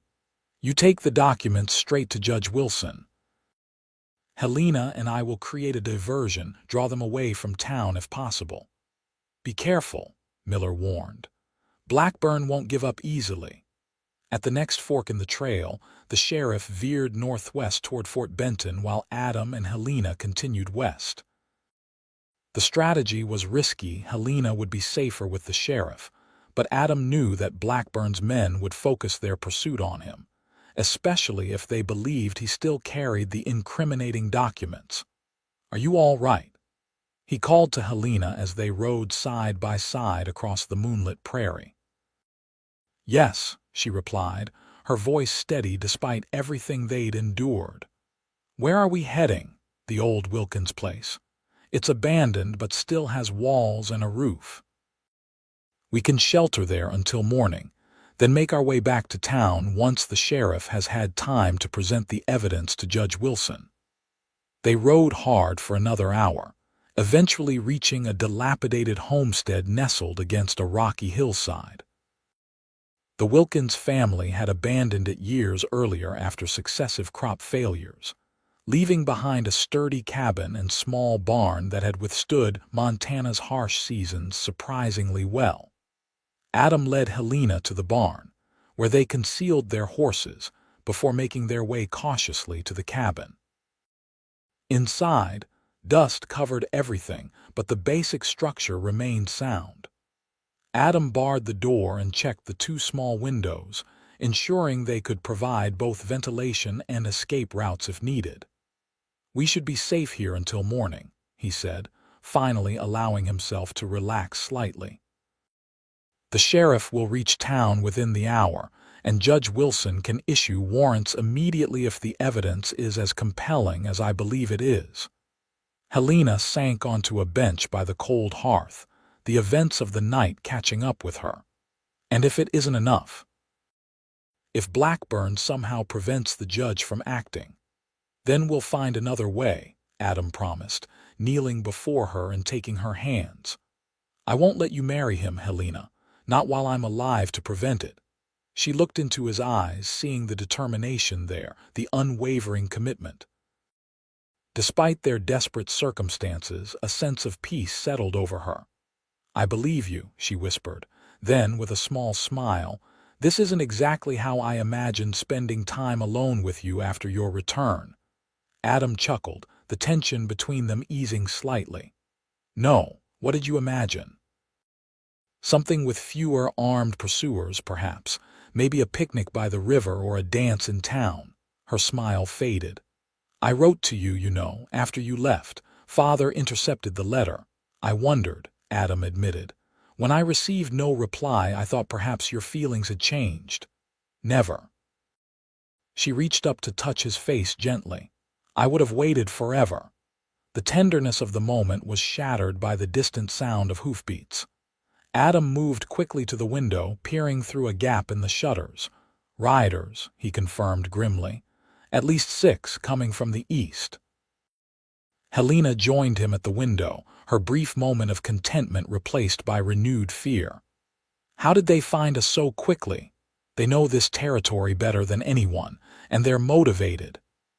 Adam moved swiftly around the cabin, assessing their options. "There's a root cellar. If we have to hide, that's our best option." The hoofbeats grew louder, accompanied now by men's voices calling to each other. Adam made a quick decision. Into the cellar now. He lifted a trapdoor in the corner, revealing a small space beneath the cabin floor. "Stay absolutely silent." Helena descended the rough ladder into the darkness below. Adam followed, pulling the trapdoor closed above them just as the sound of riders reached the cabin clearing. In the pitch blackness of the root cellar, they held each other close, listening to the muffled sounds of men dismounting, calling to each other as they approached the cabin. "Check the barn," a voice ordered McCreary, despite his wound still leading the pursuit. Boots thudded on the cabin porch, then the door splintered inward with a crash.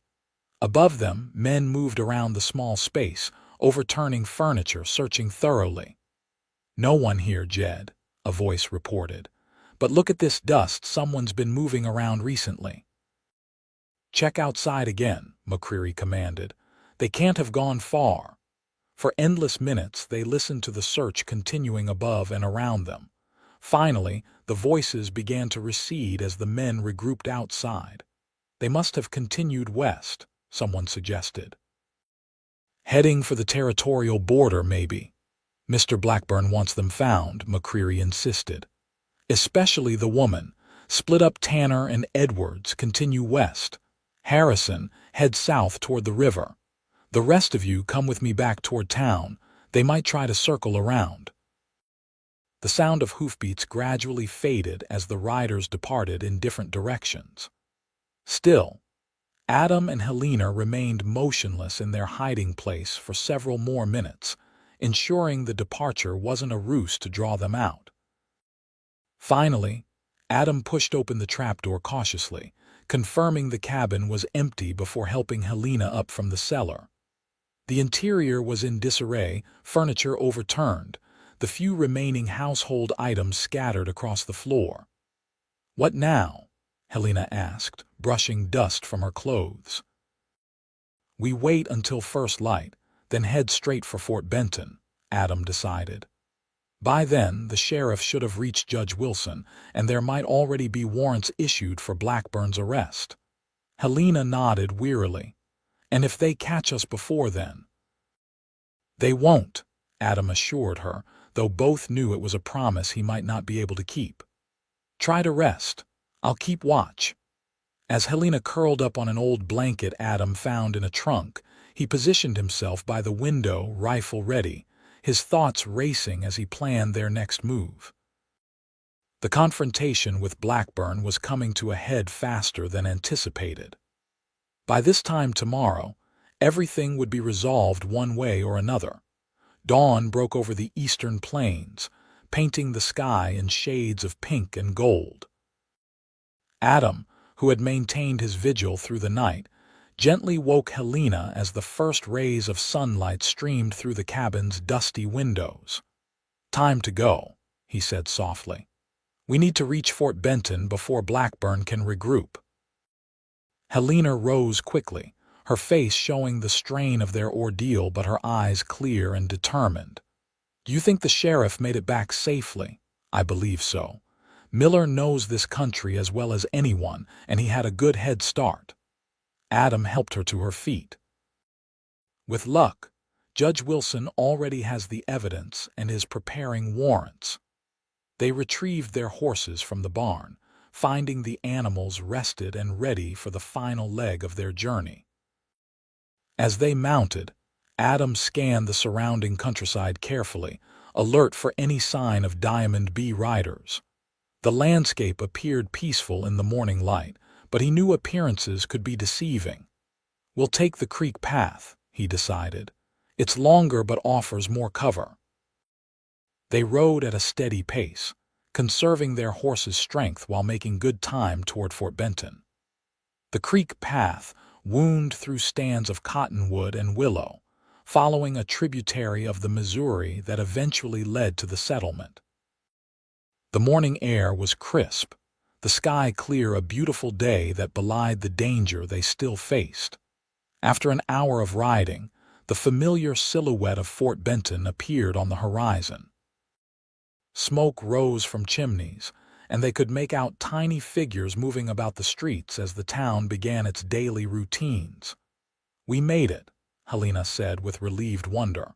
"Not quite yet," Adam cautioned. "We still need to reach the sheriff's office without being intercepted." They approached town from the southwest, avoiding the main road in favor of a less traveled path that led past the cemetery where they had met just days earlier. As they drew closer to the outskirts, Adam's vigilance increased. Blackburn would have men watching all approaches to town.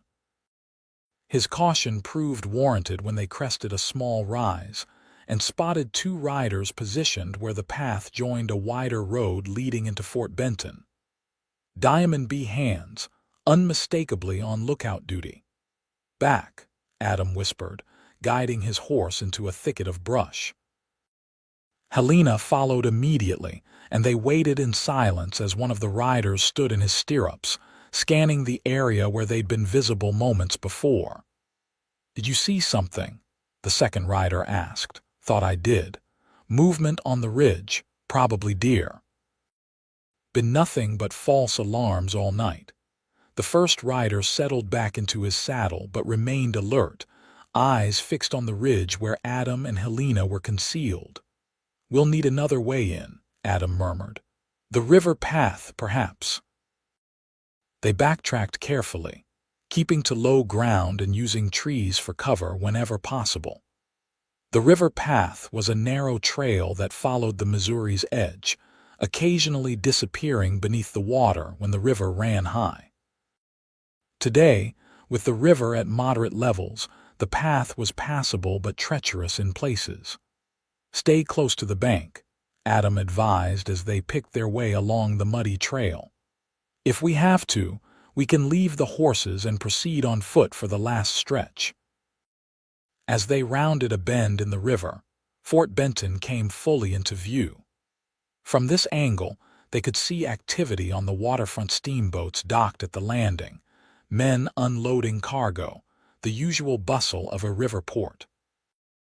Everything appeared normal, giving no indication of the drama unfolding behind the scenes. They had nearly reached the town limits when the sound of galloping hooves from the direction they'd come spurred them to greater speed. Someone had spotted their tracks along the river path and was in pursuit. "Ride hard," Adam urged. "Straight for the sheriff's office." They broke from cover, pushing their tired mounts to a gallop as they entered the town proper. People on the streets turned to stare as they thundered past, mud flying from their horses' hooves. Behind them, shouts indicated their pursuers had also entered town. As they approached the main street, Adam was surprised to see an unusual number of people gathered outside the sheriff's office. Townsfolk, businessmen, and several official-looking gentlemen he didn't recognize. Something significant was happening. They reined in their horses sharply, dismounting in a rush as Sheriff Miller emerged from his office, accompanied by Judge Wilson and, surprisingly, Mr. Finch from the bank. "Adam, Miss Richardson," Miller called, relief evident in his voice.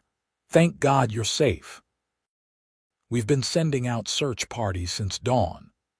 Blackburn's men were waiting for us," Adam explained quickly, glancing over his shoulder at the riders who had pulled up at the edge of the crowd, clearly uncertain how to proceed with so many witnesses. "They've been hunting us all night."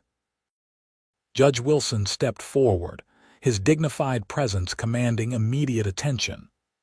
"Mr. Norwood, Miss Richardson, you're just in time. We were about to proceed to the Diamond B Ranch." "Proceed for what purpose?" Helena asked, her voice steady despite her exhaustion. "To arrest Nathaniel Blackburn on multiple charges," the judge declared, loud enough for the gathered crowd to hear. "Cattle rustling, extortion, bribery of territorial officials, and most recently, conspiracy to commit murder." A murmur ran through the crowd at this announcement. Adam noticed several prominent businessmen nodding in grim satisfaction. "The evidence you provided was most illuminating," Mr. Finch added, addressing Adam directly. "Combined with testimonies we've gathered since yesterday evening, it presents an irrefutable case against Blackburn." Sheriff Miller adjusted his gun belt purposefully. "I've deputized 10 men to accompany us to the Diamond B, Judge Wilson has issued the necessary warrants, all legal and proper." Helena stared in wonderment. "It worked. He'll actually be arrested." "Indeed, Miss Richardson," Judge Wilson confirmed. "And in light of the evidence regarding the circumstances of your engagement, I've taken the liberty of declaring null and void any contract between your late father and Mr. Blackburn." The relief that washed over Helena's face was so profound that Adam instinctively moved to support her, fearing she might collapse from the emotional release. "You're free," he told her softly. "Truly free." Before she could respond, a commotion at the edge of the crowd drew everyone's attention. Nathaniel Blackburn himself had arrived, accompanied by Jed McCreary and several other Diamond B hands.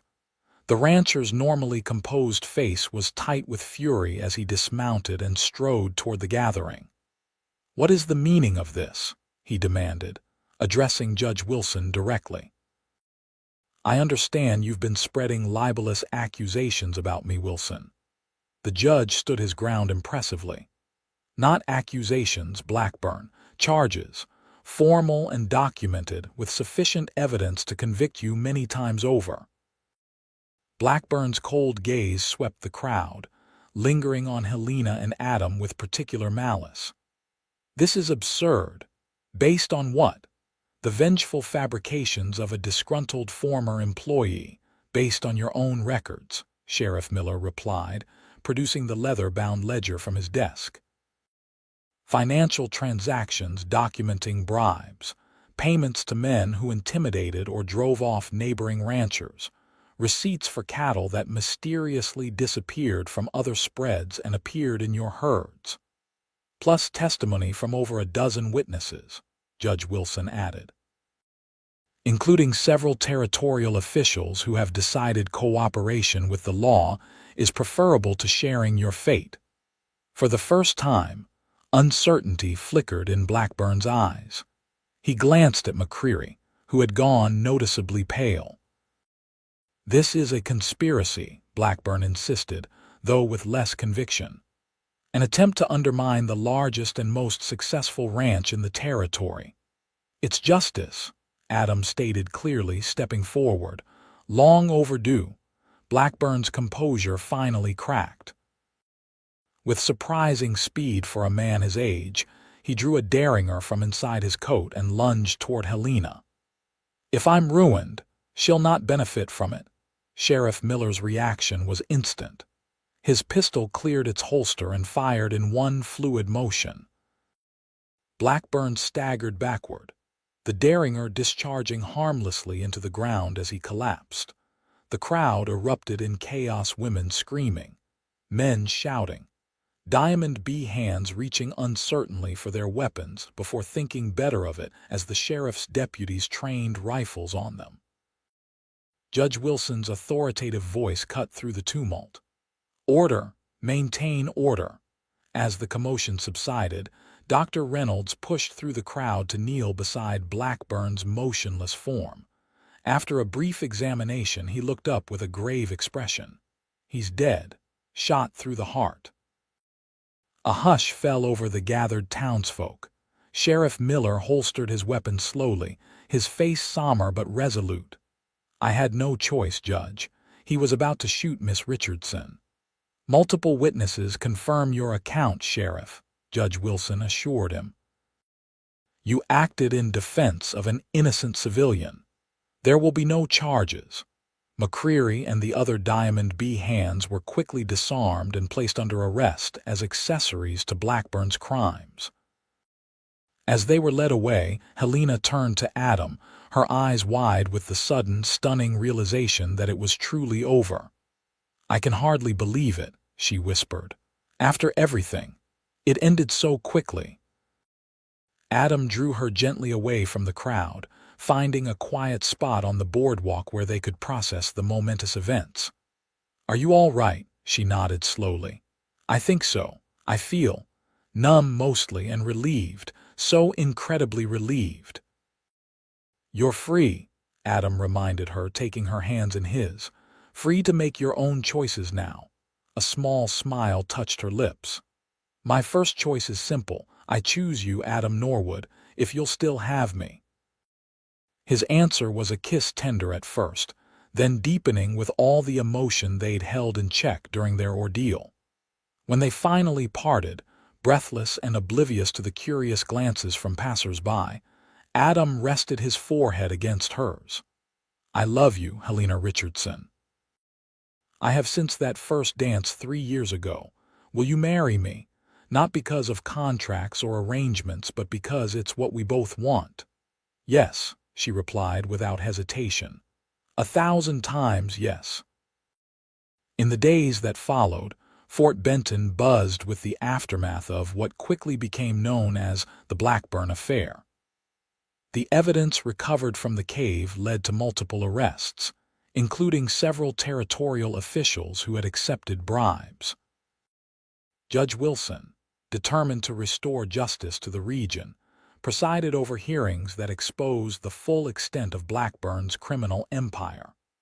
The Diamond B Ranch itself became the subject of legal proceedings as rightful ownership of much of the land came into question. Smaller ranchers who had been forced off their properties began returning, reclaiming what had been wrongfully taken. The territorial governor appointed a special committee to oversee the dissolution of Blackburn's holdings and the fair redistribution of assets. For Helena, the sudden shift from impending doom to unexpected freedom required adjustment. With her father's debts cleared through a community fund organized by Mr. Finch and other businessmen, she retained ownership of the family home and store. After careful consideration, she decided to sell the mercantile to Howard and Emma Rose, who had long dreamed of owning their own business. "The store should belong to people who love it," she told Emma as they finalized the arrangements. "And this way, I'll always know it's in good hands." The proceeds from the sale, combined with Adam's savings, provided enough capital for them to purchase a modest ranch along the Missouri, about 10 miles east of Fort Benton. The land was good, with ample water and fine grazing for the small herd of cattle Adam began assembling. Their wedding took place exactly 1 month after Blackburn's death, not in the ostentatious ceremony the rancher had planned, but in a joyful celebration in the town's small church, with friends and neighbors filling every pew. Judge Wilson officiated, bringing legal closure to the tumultuous events that had brought them together again. Helena wore a simple white dress that Mrs. Patterson had redesigned from the wedding gown originally intended for her marriage to Blackburn. The symbolism of transformation wasn't lost on anyone. What had been created for a union of fear and obligation was now worn for a marriage of love and choice. As Adam placed a simple gold band on her finger so different from the gaudy diamond that it felt like a shackle, Helena felt the final weight of the past lifting from her shoulders. "I, Adam, take you, Helena, to be my lawfully wedded wife," he vowed, his green eyes holding her steadily.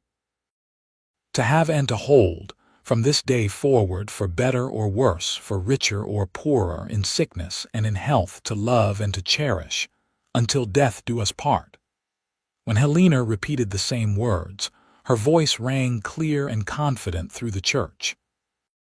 This was a promise freely given, not coerced or bargained for, and all the more powerful for it. Sheriff Miller and Emma Rose stood as witnesses, both beaming with satisfaction at the happy conclusion to what had nearly been a tragedy. As Adam and Helena sealed their vows with a kiss, the congregation erupted in applause and cheers. The celebration afterwards spilled into the streets of Fort Benton, with music and dancing continuing well into the night. For many townsfolk, it represented not just a wedding but a kind of rebirth for the community, the end of Blackburn's shadow over their lives, and the beginning of a more just future. Late that evening, as the festivities continued, Adam and Helena slipped away to begin their journey to their new home. The small cabin on their ranch wasn't grand like the Diamond B mansion, but as Adam carried Helena across the threshold, both knew they had everything they truly needed. "Welcome home, Mrs. Norwood," he whispered, setting her gently on her feet in the simple main room where a fire crackled welcomingly in the hearth. Helena's eyes shone with happiness as she gazed around at what they had built together. Our home, our life, our choice. As autumn gave way to winter, the Norwood Ranch established itself as a promising operation. Adam's experience and Helena's keen mind for business proved a formidable combination. They worked side by side, building something that belonged to both of them, equally a true partnership, unlike anything Helena had faced in her arranged marriage to Blackburn. On a crisp December morning, with snow dusting the distant mountains, Helena stood on the porch of their cabin, a letter from Emma in her hand. Her friend wrote of the mercantile success, of Sheriff Miller's courtship of the widow Johnson, of Judge Wilson's ongoing efforts to reform territorial governance. Life in Fort Benton was settling into new patterns, healing from the corruption that had infected it for so long. The Diamond B Ranch had been divided among several smaller operations, including some parcels set aside for Blackfeet families who had historical claims to the land. It was an imperfect resolution, but a step toward greater justice. Adam joined her on the porch, wrapping an arm around her waist and pressing a kiss to her temple. "Good news from town. Very good," Helena confirmed, leaning into his embrace. "And Emma says Mrs. Patterson is asking when she should start sewing baby clothes." Adam chuckled, subtle as always. Helena turned in his arms, a smile playing at her lips, perhaps not entirely misplaced curiosity. His eyes widened as her meaning registered. "Helena, are you saying?" She nodded, joy illuminating her face. "In summer. Dr. Reynolds confirmed it yesterday when I visited town." Adam lifted her in an exuberant embrace, spinning them both on the porch as their laughter echoed across the snow-covered landscape. When he set her down, his expression had grown tender, almost reverent. "A child," he marveled. "Our child." "The beginning of our family," Helena agreed, resting a hand on her still flat stomach. "A new life born of love and freedom." As they stood together on the threshold of their home, looking out over the land they had claimed as their own, the future stretched before them not as a predetermined path dictated by others, but as an open road they would travel together, making their own choices, building their own legacy. In the distance, the mountains stood sentinel against the blue Montana sky, unchanging yet ever different as the light played across their faces. Like the land itself, Helena and Adam had weathered storms and emerged stronger, rooted now in the rich soil of shared experience and unwavering love. What had begun as a desperate race against an unwanted fate had transformed into something precious, beyond measure a life freely chosen, a love that had overcome every obstacle, and the promise of generations to come, who would never know the fear of having their destinies controlled by others. As snow began to fall gently around them, Adam drew Helena back into the warmth of their home. The door closed behind them, shutting out the cold and enclosing them in the life they had fought so hard to claim, a life that was, at last and forever, entirely their own.